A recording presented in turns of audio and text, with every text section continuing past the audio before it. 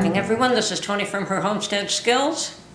Well, I finally managed to get to my garden this morning after 2 days of lots of rain and thunderstorms. There was actually quite a weather event here the last couple of days. But obviously the garden got a good watering, which is not bad. It probably needed it, especially those new tomatoes that I planted. So I'm not unhappy with that. It's just, of course, what happens there is that the weeds grow up just the same as anything else. So I finally went out to the garden this morning, and oh my goodness, I don't know what happened with the weather, but I think those storms brought the cold. They took summer away. Where did summer go? It was exceptionally cold.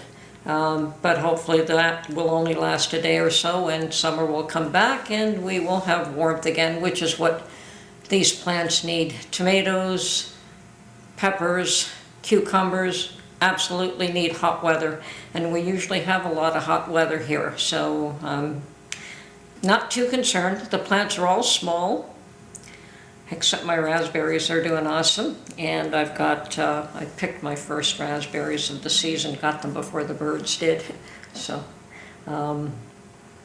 which is really nice. And then I did take some pictures of the wall of raspberries that I have, and none of these have fruited yet, but they're all full of berries, which is awesome. I'm just going to have to keep an eye on them and harvest them as soon as they're ready, because the birds will have a field day, and I want them.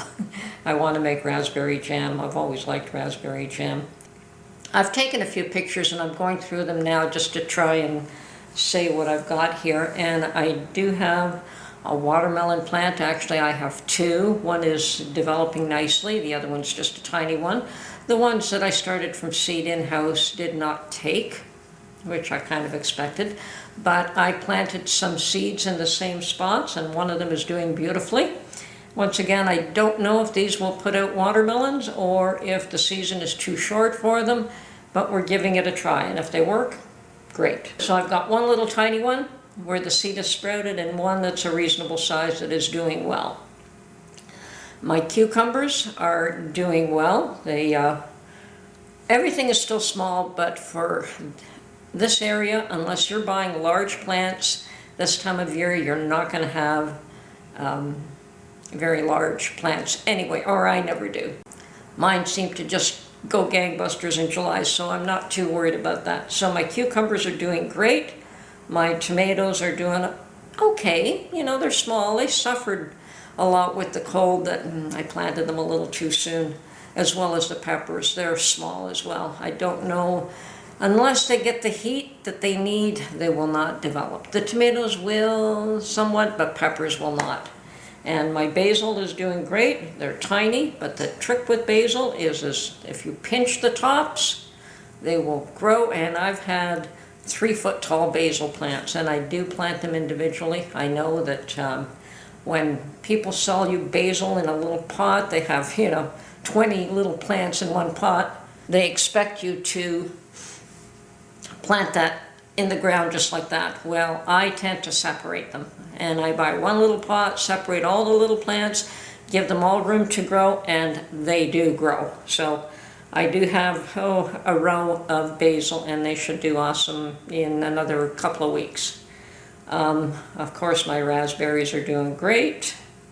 What else do I have? Oh yes, my garlic. I've taken a few shots of my garlic. It is almost ready for picking. Not quite yet. It's not dying back enough yet at the tops, but it looks good so far. So I'm hoping for a good, healthy harvest of garlic. I've already harvested the scapes, and I made them, and the first little jar Mark is using up, and I've decided to put the rest in the freezer. So I've got these little ball cups to be used to put in the freezer. I've used them for yogurt in the past. They're just little cups, I think 250 ml. And they're made by Ball specifically for the freezer. I believe the Ball has quite a number. They have maybe 2 or 3 different sizes of those, and I have 2 sizes, but I didn't want to use the one big one. I wanted to use all the small ones so that I could pull out a fraction of what I want at a time and not have it go to waste. My dill has invaded my onion patch, as well as my horseradish. I had maybe 3 or 4 little plants of horseradish. They're doing well, but you can't see them for the dill. And as well, I had 1 single row of celery.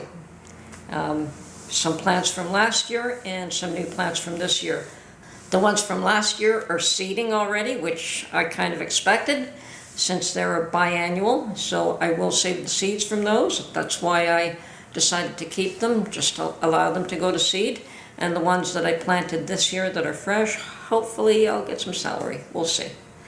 Of course, my herbs have done well, but they've been established for a couple of years in the ground, and herbs always come back if you establish them. So my Greek oregano is doing great, my sage is doing great, my original patch of chamomile is, I've got a picture of that, and yes, the rain has beaten that down. And I did not harvest the original patch. I left it there, and it's a good size patch. I would have had a lot more tea from that batch. But I did harvest the ones that had self-seeded elsewhere where I really didn't want them. So, twofold, that these will self-seed again. Tomatoes are doing reasonable considering when they were planted. Not great, they will take some time to grow. So, potatoes have been decimated. They are coming back a little bit, and I'm waiting to see what they'll do. And I still have yet to go to the stores to see if I could find some more seed potatoes, which either that or just not bother. And my broccoli and cauliflower have been nibbled by the bunnies, and it doesn't matter what you do, you can't seem to keep those bunnies out. They always find a little way to get in. They're still there, the plants are still small, but they've been nibbled by the bunnies. And it seems as though when the plants are young and tender, that's when they get attacked. When they're larger, they don't. I think I have to find some sort of means of covering them up for the next couple of weeks and give them a chance to develop a little bit more so that they can grow. Anyway, we'll see what happens there. I spent a lot of time weeding, and you're always going to be weeding in that garden just simply because there's a weed field right next to it, so, which is unfortunate. There's no getting around that, but anyway. So, that's it for my garden update, and hopefully within a month you're going to see a heck of an improvement. Someone has asked me what I would do with my lavender that I grow, and I do use most of the herbs that I grow to some use or other. Mostly I grow herbs that are edible, okay, like parsley, sage, rosemary. I do have rosemary in a pot here. Thyme, I did harvest the thyme, and yeah, oregano. I do use a fair amount of oregano. Not normally the Greek oregano. Normally I use the Italian oregano, and I do have a good supply of that harvested from my own garden. For some reason it did not come up this year. That is also another one that self-seeds normally. You just allow it to grow, and it may yet come up. I'm hoping it does. I have grown other herbs that are not for eating, like lavender, although you can eat lavender, I understand. And there are other plants that produce flowers that are edible, and I really don't get into too much of that. Yeah, I love herbs. And I used to have a dedicated herb garden, which was like pretty awesome. It was a round herb garden that had every herb imaginable that oh, and I also grow bay trees in-house. I keep that here. I don't take that out to the garden. And it is doing wonderfully. I'm really happy with the growth that has developed on that, and I hope that that continues. Anyway, I'm going to show you what I do with the lavender now. Okay, so some people have asked me how I use the lavender that I grow and that I dried myself. Now, as you can see, I've got these nice little bundles here that are still tied up, and they're just completed drying, and I have stripped all the bottom leaves off them so that they could dry quicker. The leaves are actually very aromatic, but I don't use them. Although you can certainly save those and dry them and mix them in with this as well. So how do I use lavender? Well, one of the uses I used to use lavender for was soap making. And in soap making, if I was going to make, and I have done in the past, herbal soaps that are totally authentic using natural ingredients, this is one of the ways I used to use the lavender that I grew myself.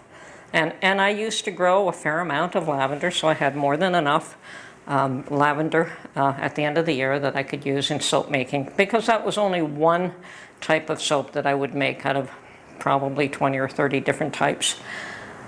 I no longer make soap, so that is irrelevant at this point. Now, one of the other main things that you can use these for is to make little sachets. And I used to make little bags, but nowadays you can buy these little bags and from the dollar store, Dollarama here in Canada, and I paid, I think, $2 for 6 of these, which is a really good deal. So not bad at all. Definitely a whole lot easier than making your own.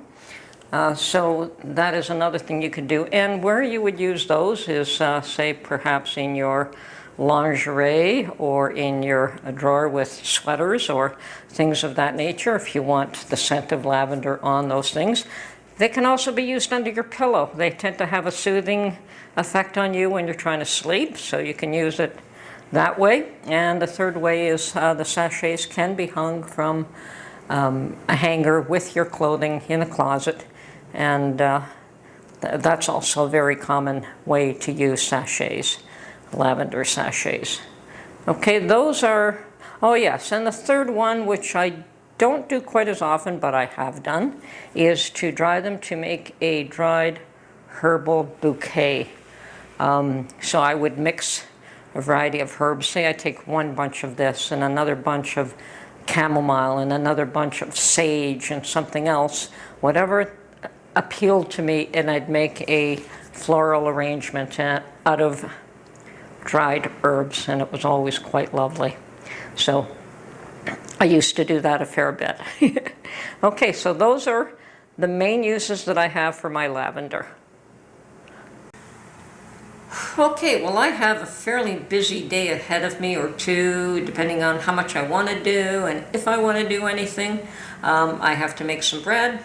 I had planned to make some biscotti. I had purchased the nuts and chocolates, and I have enough berries, dried cranberries that I need in order to make that, and everything else. And I was wanting to make a batch for my son-in-law. They were just raving over it. And then my son has come by yesterday and asked me to make him another batch of soap. I seem to make all his soap for him these days. And he said he's run low, that he doesn't have any left. Oh, he has 2 of the original batch that I made him where I put too much color in, and he didn't like the color. So I avoid putting color in any of his soap now. So I said, fine, use those, and I'll make you 2 batches. That way he has plenty of soap for a long time. Anyway, see what I feel like doing. The bread is one of those things, either we eat a lot of it or we don't seem to miss it. So, but I would like to get some bread made ASAP as well. Okay, this is Tony from Her Homestead Skills. I hope you enjoyed this video, and we will catch you on the next one. Bye for now.